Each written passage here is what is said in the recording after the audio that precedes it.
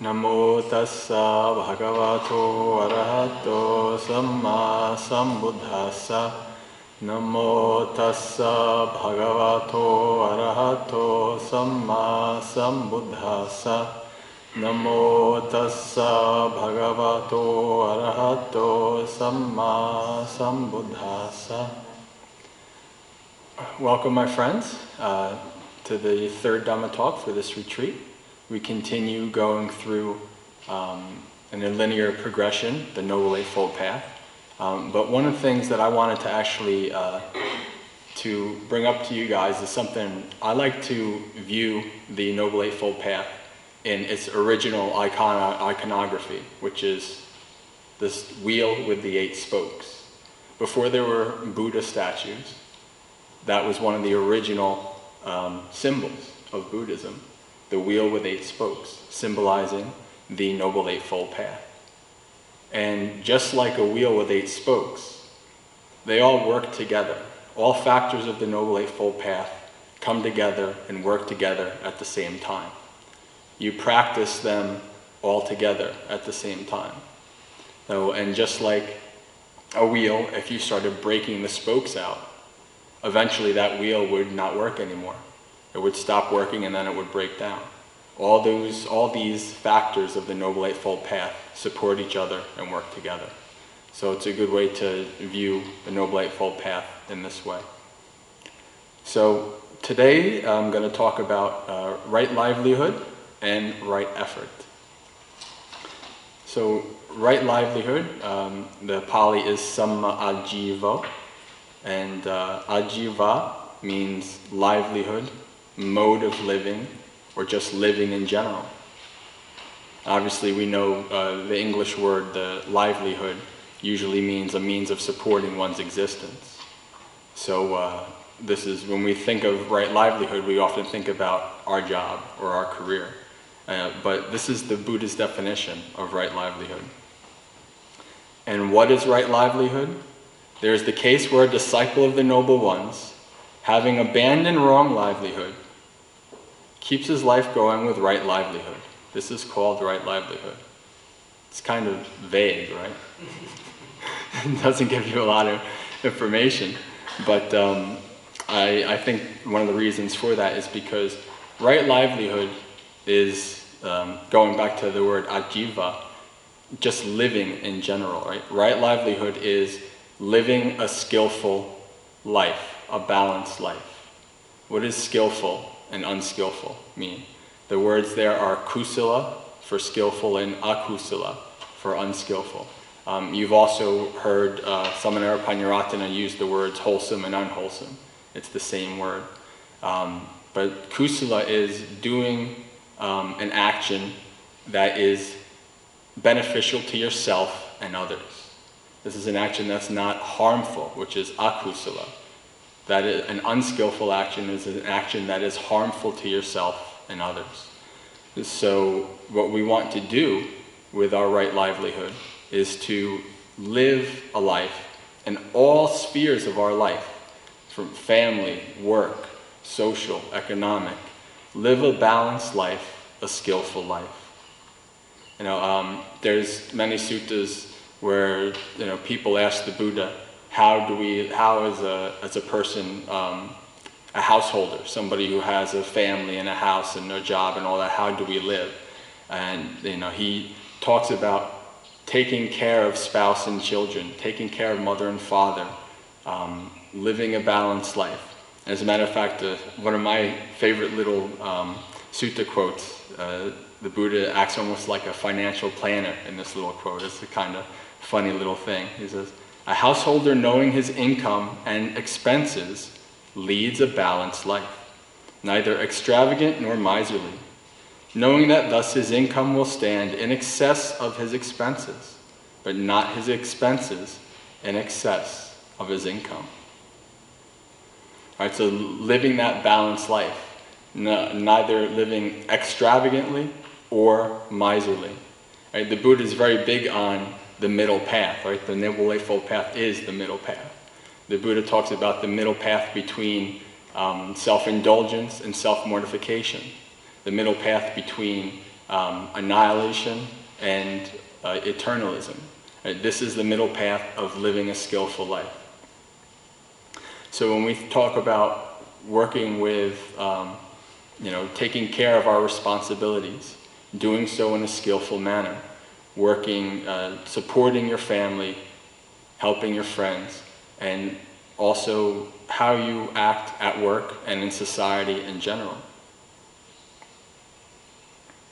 Now there are 5 professions that the Buddha did give in the Anguttara Nikaya, that basically these are 5 professions that the Buddha said you should avoid if you want to be a practicing Buddhist, if you're trying to follow the Noble Eightfold Path. And it goes as this. A lay follower should not engage in 5 types of business. Which 5? Business in weapons, business in human beings, i.e. slaves, business in meat, being a butcher, business in intoxicants, selling alcohol, and business in poisons, selling poisons. Other than these 5, the Buddha doesn't give a lot of, judgment regarding all kinds of specific different jobs and all these kind of things. And today, actually, it gets a little bit more complicated, right? Back 3,000 years ago, you were an apprentice and you had a job. You had a career, a skill, and that's what you did. Today, right livelihood, in terms of career-wise, can get people really confused, and there's a lot more gray areas. Like one example that I often see when people talking about right livelihood is they work for a corporation, and their corporation, what they do for their corporation, they know that they're doing a skillful thing. They don't feel like what they're doing under their corporation is unskillful, but yet the corporation has another group that does something that they might consider unskillful. So people will think, well, what do I do in this situation? Should I quit my job because my corporation is doing this when I'm doing this for the corporation? So it can get, I'm not going to give you an answer, by the way. It can get very complicated. It's a very big gray area. But in a situation like this, people always have these questions about their right livelihood. The best thing for you to do is to observe how that career, how that job, what you're doing, how that affects you, how that affects your mind, how you feel about doing that job. What are your interactions like with others when you do that job? So it's really something that not some guy in a robe should tell you this is what you should do.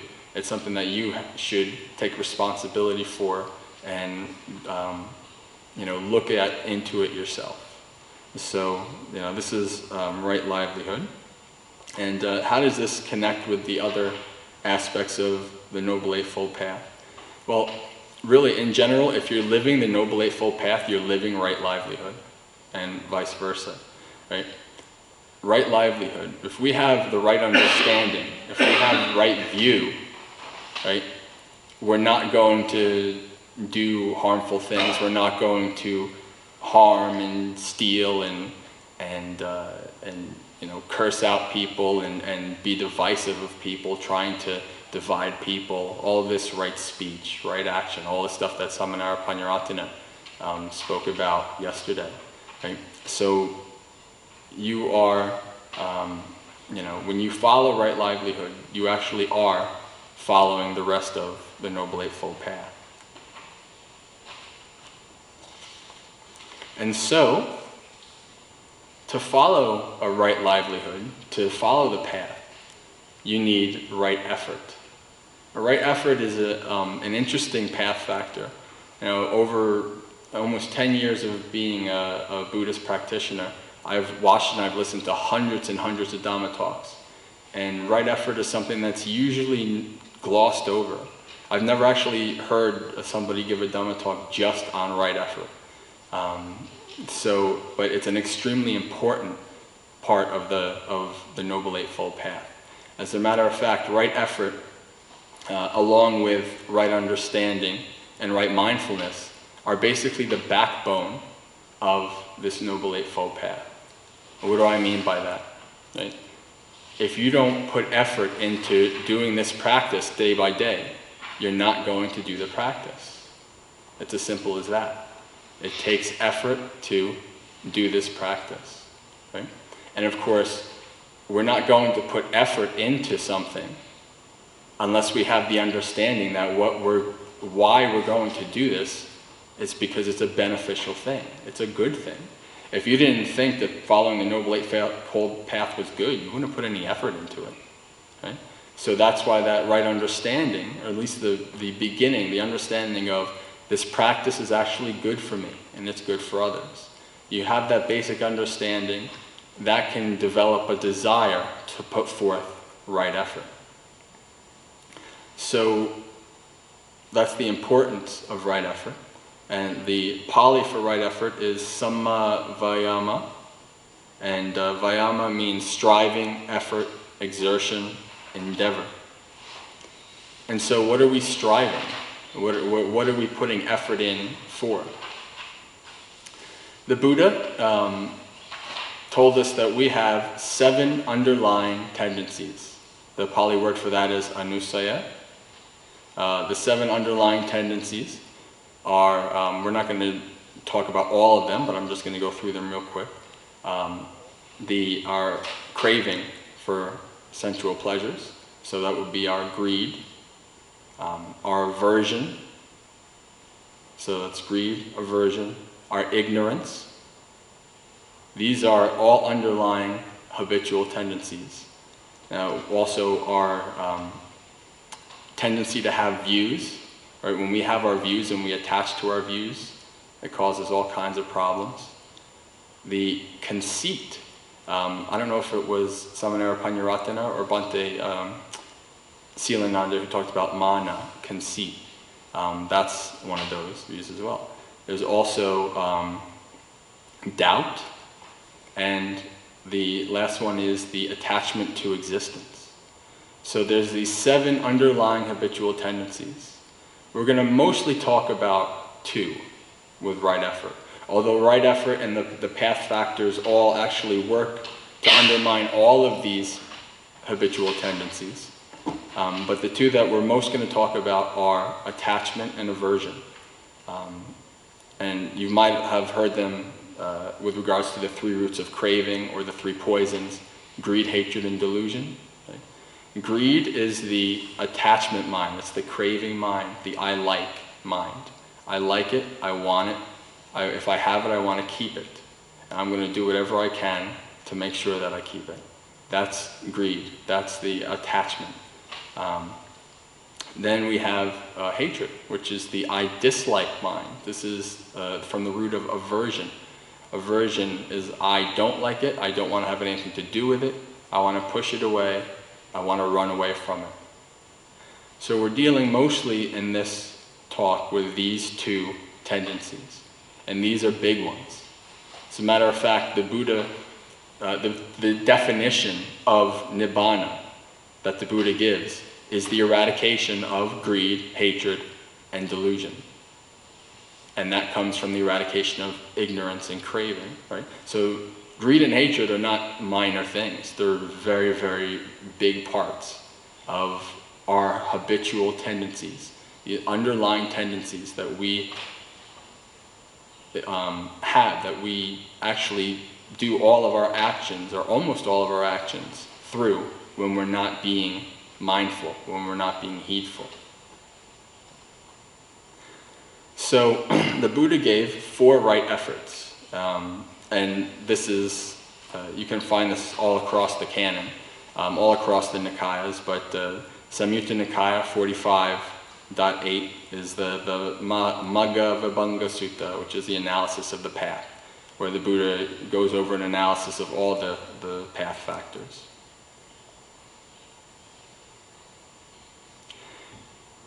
And so, meditation and skillful living is a skill. It's a skill that we build up. And just like any skill, like learning how to play the piano or learning how to sew or whatever, it takes practice, it takes effort, and it takes time.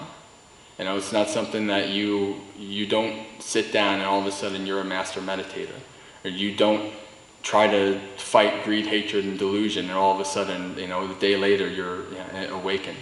It takes a long time, lots of effort and lots of practice. And right effort really is, it's a persistent effort to abandon all unskillful thoughts, words, and deeds. And while we're abandoning unskillful thoughts, words, and deeds, we are persisting in abiding in skillful thoughts, words, and deeds. That's essentially the layman's brief for right effort. But the Buddha gave 4 right efforts, and we'll go over them right now. Oh, actually, before that, I'm sorry. I almost skipped something. Now, Samanar Panyaratana yesterday went over the first lines of the Dhammapada, which I planned on going over with you as well. But since he did it yesterday, I'll do it in brief. He went over, the first lines are, all actions are led by the mind. Mind is their master, mind is their maker. Actors speak with a defiled state of mind, then suffering follows as the cart wheel follows the foot of the ox. And then the opposite. Actors speak with a skillful state of mind, then your shadow follows you. Like your shadow follows you without departing. Happiness will follow you.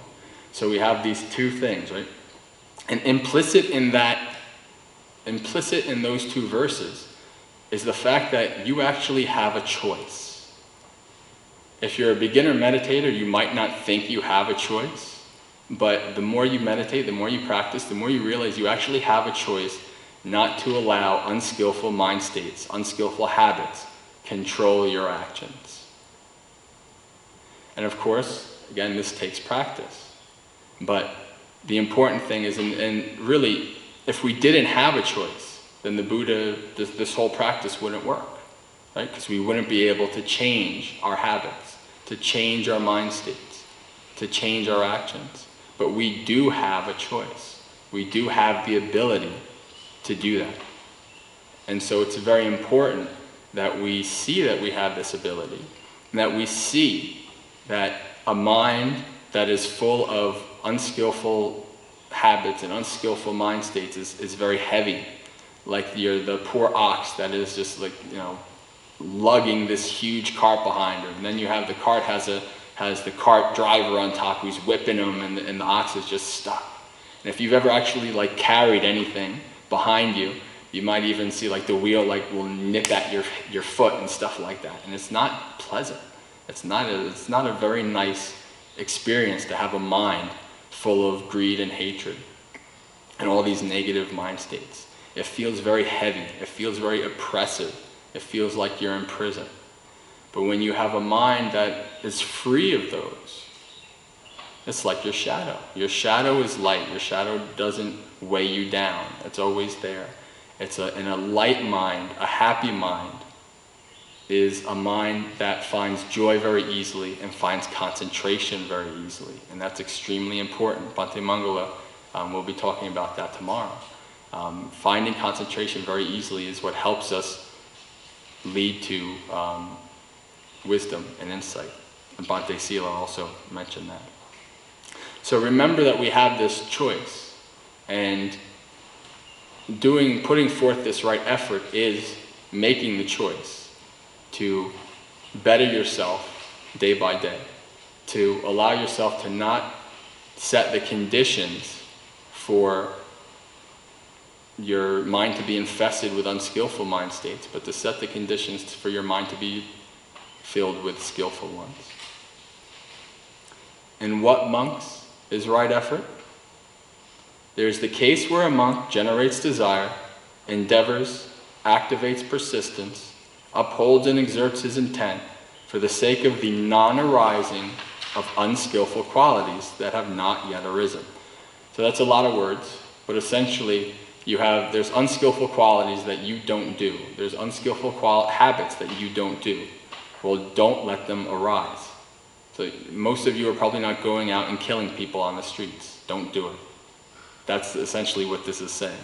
You know, don't do, any habitual tendencies, any unskillful habits and mind states that you're already not doing, Don't allow it to infest your mind. That's the first one. So, and he generates desire, ... the whole thing, for the sake of the abandonment of unskillful qualities that have arisen. So you already have unskillful habits. You already have unskillful mind states. We all do. And so what we want to do is we want to learn how to let go of those. We want to abandon them, not abide in them. We want them to go away. So the third is, he generates desire for the sake of the arising of skillful qualities that have not yet arisen. So there's skillful qualities that you don't have, but you want to develop them. So you work to develop them. You work to abide in them. You work to bring them into your mind so that you can work on having that light mind instead of the burdensome heavy mind. And the fourth, he generates desire for the maintenance, non-confusion, increase, plenitude, development, and culmination of skillful qualities that have arisen. This, monks, is called right effort. So this fourth one is, you already have skillful qualities. Keep them going. Don't let them fall by the wayside. You know, habits and skills take practice, and if you stop practicing, you'll get, they will go away. So don't let them go away. Whatever positive, good skills that you have, keep them, abide in them, maintain them. And so, it's a lot of words, but it's really 4 steps, right? It's essentially totally abandoning any kind of unskillful, mind states and habits, and these are also unskillful thoughts, words, and deeds. Abandoning those, replacing them, and abiding in skillful thoughts, words, and deeds. Simple, right? It's nice and easy. It's not as easy as it sounds, but practice makes perfect.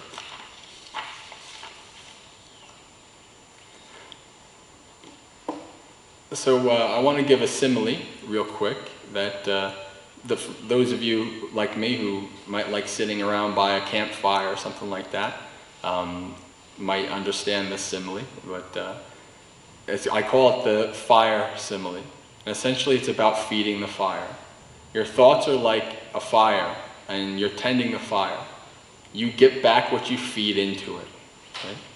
Thoughts that lead to your affliction, unskillful thoughts, will bring back further unskillful thoughts. The more you abide in, and the more you feed the fire with unskillful mind states and thoughts and actions, the more that's what you're going to abide in.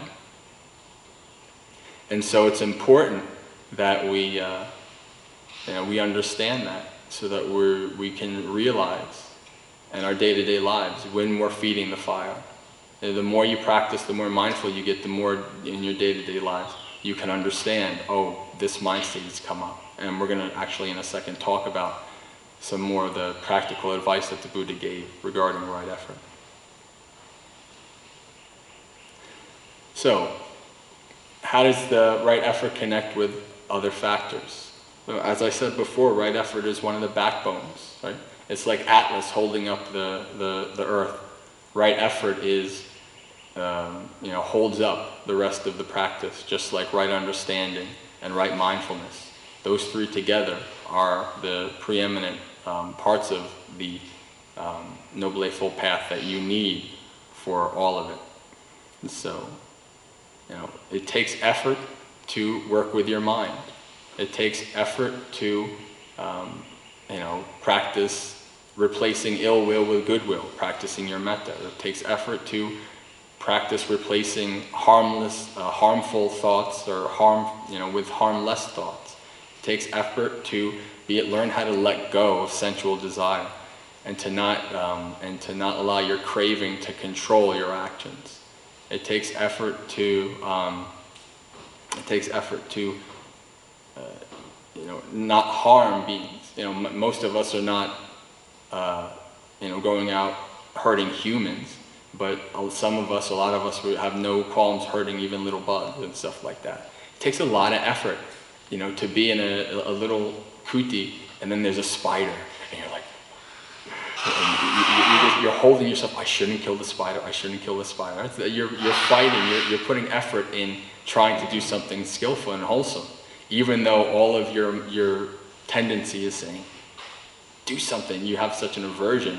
The aversion is coming up and you want to kill it or stop it or get it away, something like that. Okay? So it also takes effort to live all this stuff that I talked about with right livelihood, right? It takes a lot of effort to work with your family and to work with friends and to work with the people you work with in society in general and doing skillful things with that. It takes a lot of effort. So we see how right effort is such an important part of this factor. It also takes a lot of effort for the other factors that you haven't heard of yet, that Bhante Mangala is going to be talking about tomorrow, right mindfulness and right concentration. It takes a lot of effort to come to a retreat. Right? It takes a lot of effort to survive a retreat. I know, I remember, I've done many of them. It takes a lot of effort. So, without effort, we don't do it. It's simple as that. So, how do we put this into practice? The Buddha gave two really cool suttas in the Majjhima Nikaya, which is the middle-length sayings. They're right next to each other. They're number 19 and number 20. The English for the first one is two kinds of thought, and the second one is the removal of distracting thoughts. Distracting thoughts, of course, being unskillful thoughts. So, the first one, two kinds of thoughts. The Buddha says, suppose that I divide my thoughts into two classes. Now, this is before he was the Buddha. This is when he was the Bodhisattva, when he was practicing, when he was trying to find the way to awaken. So he says, suppose that I divide my thoughts into two classes. Then I set on one side thoughts of sensual desire, thoughts of ill will, and thoughts of cruelty. Sound familiar? Okay. It's wrong intention. And I set on the other side thoughts of renunciation, thoughts of non-ill will, or goodwill, and thoughts of non-cruelty, or compassion. So right off the bat, what he's doing is he's being mindful of his thoughts. Right? Whatever thoughts are coming up, he's seeing, he's noticing that they are almost always of one of those two. Right? When we, oftentimes, it's when we are not mindful and we're not being heedful that these thoughts of sensual desire, thoughts of ill will, and thoughts of cruelty can arise in our mind. But so then he goes on and he says, when I saw that these unskillful thoughts came into my mind, I noticed that they led to my affliction. They led to the affliction of others. They led to the affliction of both. Well, how does your thought lead to somebody else's affliction? It's quite easy. If you're angry, if you have an aversion, it's very easy. Even you might not strike out at somebody physically, but the mood that you're in can affect others. The mood that you're in, somebody might come up to you and you're in an angry mood, and because you're in a clouded, angry mood, you're not thinking straight, and you misinterpreted what they said, and then you lash out at them, right?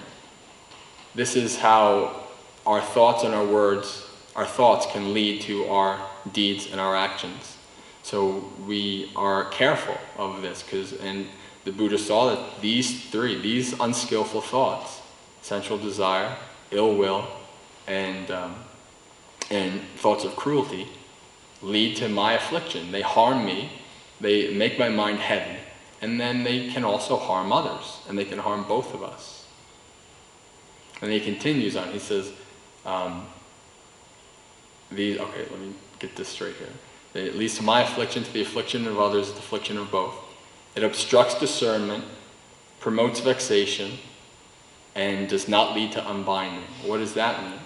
Promotes this vexation, obstructs discernment. He's talking about meditation. He's talking about when you have a mind that's full of ill will, cruelty, and craving, and clinging, you can't concentrate. Okay? And this goes back to the Dhammapada verse of the light mind versus the heavy mind. Right? So if I abide in these thoughts, my mind is unable to attain concentration. So not only is it harmful to myself and others, it also hurts my meditation. And so he continues and he goes on with that and he says, as I noticed this, as I was mindful and as I saw that these thoughts did this, they subsided. Right? Sounds kind of easy and simple, right? You just say, wow, oh yeah, I see you. And then it just went away. Sometimes it's not always that simple, but actually sometimes it is. One of the similes that came to my mind years ago when I was practicing as a lay person, and as somebody who has snuck a lot of food in his life, I thought of the mind as the kid that's going to sneak a cookie out of the cookie jar. Right? You have a kid that's being really sneaky, and they're going to try to get the cookie out of the cookie jar. What happens if a parent or an adult is right there and it looks at them, and then the kid notices that the adult is looking at him? What does the kid do? Okay? The kid, unless the kid's really like brash and goes to grab a cookie, they're going to be like, oh, I'm caught, and then they're going to go away. That's essentially what the Buddha's talking about there. That's the mind, right? When you're mindful, when you're heedful, for the most part, these unskillful thoughts can't live. They can't abide there, and they'll go away. Now, of course, just like with the kid with the cookie jar, once you turn your back, 5 or 6 minutes later, the kid's back trying to sneak a cookie out of the cookie jar. It's just the nature. And that's the nature of the mind too. That's why it takes a lot of effort and a lot of practice to watch your mind. And so the Buddha is, essentially saying this is when you're mindful, when you're heedful, when you're observing this, when you're looking at it, it doesn't control you as much. You don't feel as enraptured by it. It goes away. Of course, it comes back later, but that's just part of the practice. And so then the other part of that, the Buddha continues and he says, as I was abiding thus, diligent, ardent, and resolute. I forgot that from the first part. So he says that he's abiding, diligent, ardent, and resolute. So he's not just kind of wandering around. He's really, being mindful of his practice, of his mind. The thoughts of renunciation, of letting go, came to me. Thoughts of metta, of limitless goodwill. Thoughts of compassion came to me.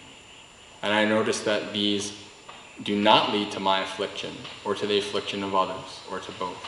They don't obstruct discernment. They don't promote vexation, and they lead to unbinding. So he's saying that, these, I can see in my own mind that these thoughts are skillful thoughts. They're not going to harm me. And then again, indeed, he continues and he says, and if I saw that if I abided in these thoughts for a day and a night, there was nothing to fear from them. Right? So he sees, you understand. You can understand just by how it works with your own mind, just by what it does to your own mind, and how that bleeds out to your action. You can understand why these thoughts are thoughts that are good thoughts. Right? And so after that, the Buddha says a wonderful quote that is pretty well known, at least in various forms in modern times. You might have heard it as what we think, we become, and all these kind of things. You see that like in classrooms and stuff like that. But the Buddha says this: whatever a bhikkhu frequently thinks and ponders upon, that will become the inclination of the mind. So this is all circling around those unskillful and skillful habitual mind states. It's all talking about the mind that is abiding in, these thoughts and mind states and habits that are going to be harmful, or the thoughts and mind states and habits that are going to be beneficial. Okay, so that's the number 19. So number 20 is removal of distracting thoughts. In this sutta, the Buddha gives 5 methods for working with thoughts. Now these are thoughts that actually are pretty, when they become really pervasive, when they don't just go away, right? These are methods that you're actually actively doing something other than just observing to try to abandon these thoughts. The first one is replacement. You have thoughts of ill will, you have thoughts of cruelty, in your mind. What do? You replace it with thoughts of goodwill. Thoughts of ill will in your mind, practice metta. These kind of things. So you're replacing these thoughts. You're doing your best to abandon the unskillful thoughts by abiding in skillful thoughts. If that doesn't work, the next one is to examine the danger. Now this is where you kind of become like a scientist with a microscope, where you're examining the danger of these thoughts abiding in your mind. Okay? This thought of ill will, this example like, oh, I hate this person, I can't stand this person, why is this person did that to me, what's going on, all this kind of things, like this narrative that you have when you have aversion towards somebody. Right? And you're examining that narrative, you're examining those thought processes and seeing what they do, seeing how it makes your mind heavy, seeing how it doesn't help you at all. It is very unbeneficial to abide in these things. And not only that, if I let this go unchecked, I could hurt others. Somebody might have harmed me, and if I don't let that go, then I can harm somebody else. And it's just continuing the cycle. So you're observing the dangers of these thoughts. And if that doesn't work, you try to not pay attention, try to avoid it if at all possible. It's a hard one, and I don't have too much else to say about that because it's pretty self-evident. And so if forgetting and not paying attention doesn't work, you examine the cause. Again, you're breaking out the microscope. What is the cause of this thought? Where did it come from? Why am I thinking this way? Why do I hate this person? What happened? What happened before that? What happened since? You're really examining the why, the who, the where, the when of this cause of these thoughts. And of course, the fifth one is also I don't have much to say about because it's fairly self-evident, I guess. And this is obviously a very, very last resort. And I don't know how well it works. I've never really tried it myself. Crush the unskillful mind with a skillful mind. I don't have anything to say about that.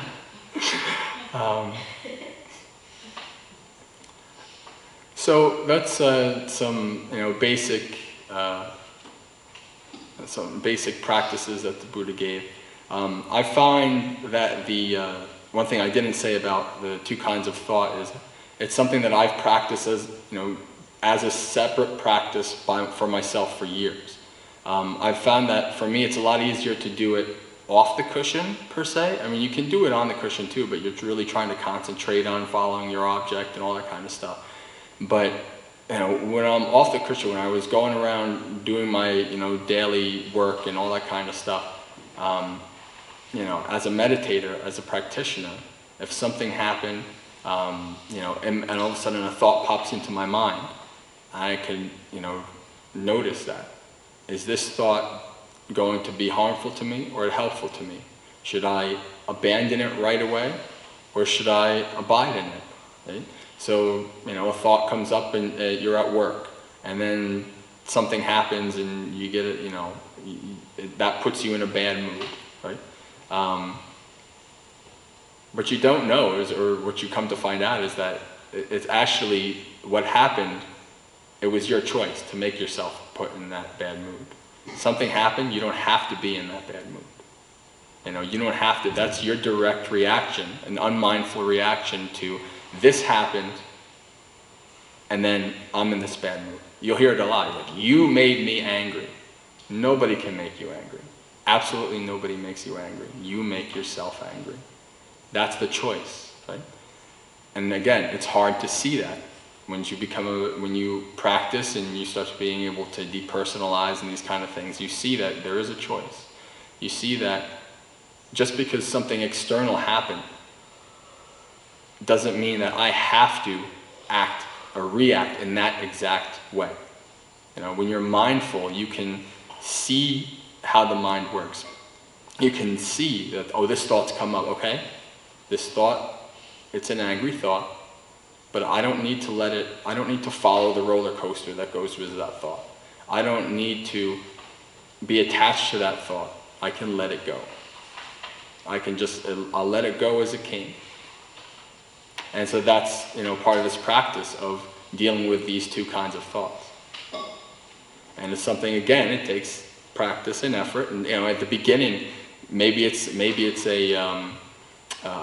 victory that you just even noticed. Oh wow, I noticed this thought is unskillful, or I noticed this thought is a skillful thought. I had the mindfulness to actually back up and to observe the thought instead of being wrapped up in it. Like that's a very awesome thing, a victory in the beginning. And then as you practice more and more, then you see that you have the ability to decide whether this thought is something that you want to allow, to go with this thought or not.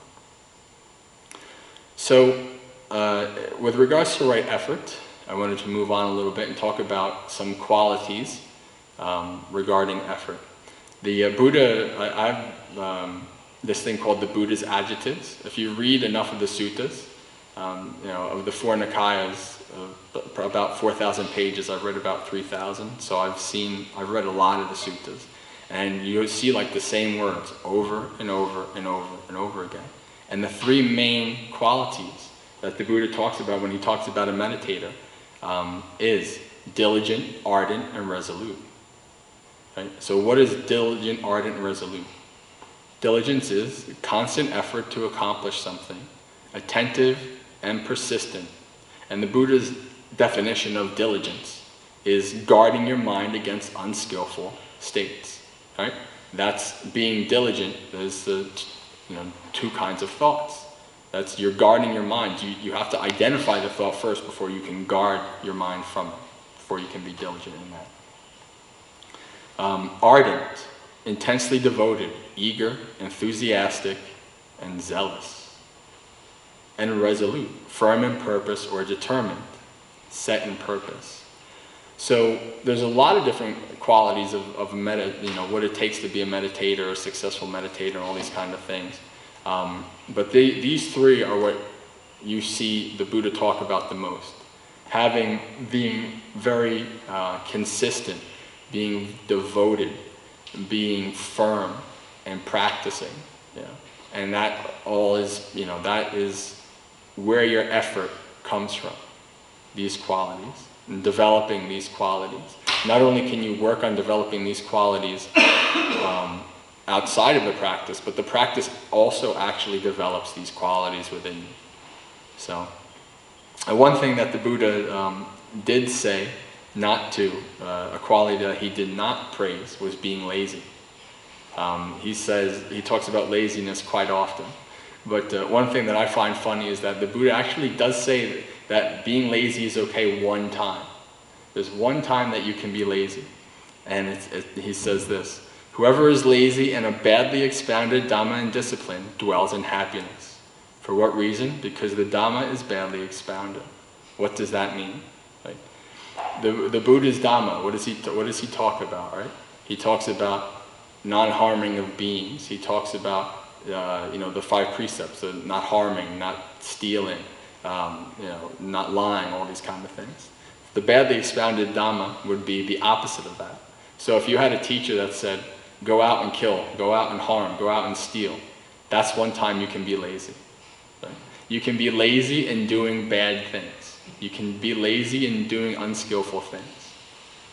But so that's the only time you can be lazy.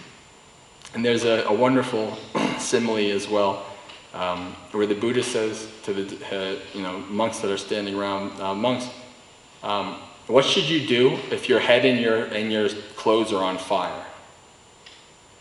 And the monks say, well, Bhante, if my head and my clothes are on fire, I'm going to be very energetic and enthusiastic and zealous in making sure that I'm not on fire anymore.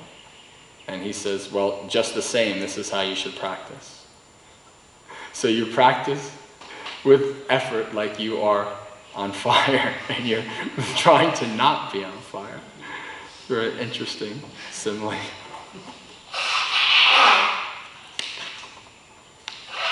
Now, I've talked a lot about putting forth a lot of effort and being diligent and determined, and it sounds like you're like this tough, macho John Wayne army guy, right? But we're going to go back to balance. We're going to talk about balance. There's a wonderful sutta. It's the Sona, S-O-N-A, sutta, Anguttara Nikaya, 6.55. And in this sutta, we have Bhikkhu Sona.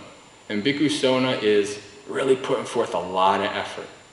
And it starts out like he's doing a lot of walking meditation, and his feet is bleeding, and he's putting forth tons and tons of effort into his practice. And then finally he just thinks like, of the Buddha's disciples, I work pretty hard. I'm one of those that is really diligent, ardent, and resolute, but I'm not getting anywhere. Maybe I'll just disrobe and I'll go back, I'll just enjoy, making money in lay life. And the Buddha hears this, and he goes up to him and he says, Sona, were you skilled in playing the vina when you were a layperson? And the vina is kind of like a cross between a harp and a guitar. It's an instrument of ancient India. Quite an interesting instrument, actually. And he says, yeah, Bhante, I was, I loved to play the vina. And he says, when you were tuning your vina, if the strings were too tight, were they playable? And then he says, no, Bhante, they weren't. And he says, when you were tuning your vina, if the strings were too loose, were they playable? And he says, no, Bhante, they weren't. And then he says, and what do you think? When the strings of your vina were neither too tight nor too loose, but tuned to be right on pitch, was your vina in tune and playable? Yes, Bhante. In the same way, Sona, over-aroused persistence leads to restlessness. Overly slack persistence leads to laziness. Thus you should determine the right pitch for your persistence, attune the pitch of the 5 faculties to that, and there pick up your theme. First time I heard this sutta, I was like, oh wow, this is awesome. It's like he's talking about, balance and finding the way of your practice that works for you. And actually, a couple of weeks ago, I, from Ajahn Bhante Sujata is his name, I was reading an article of his where he talks about the Sona Sutta. And he was a musician, he was a guitar player in lay life. Actually, I was too. And he talks about how the vina was tuned back then. Today, if you play an instrument, you understand how to tune the instrument. We have mathematical, our music, our notes, and our music theory is based off of mathematics, right? We have, various notes of various keys and all that stuff. And so when you tune an instrument, like I know still to this day, I remember you tune the guitar strings to the key of E, A, D, G, B, and E, right? So you're tuning the guitar keys, the guitar strings to this, this specific musical theory. Well, in ancient India with the vina, that's not how it was. In ancient India, they tuned the instrument to the pitch of the person's voice who was going to play and sing.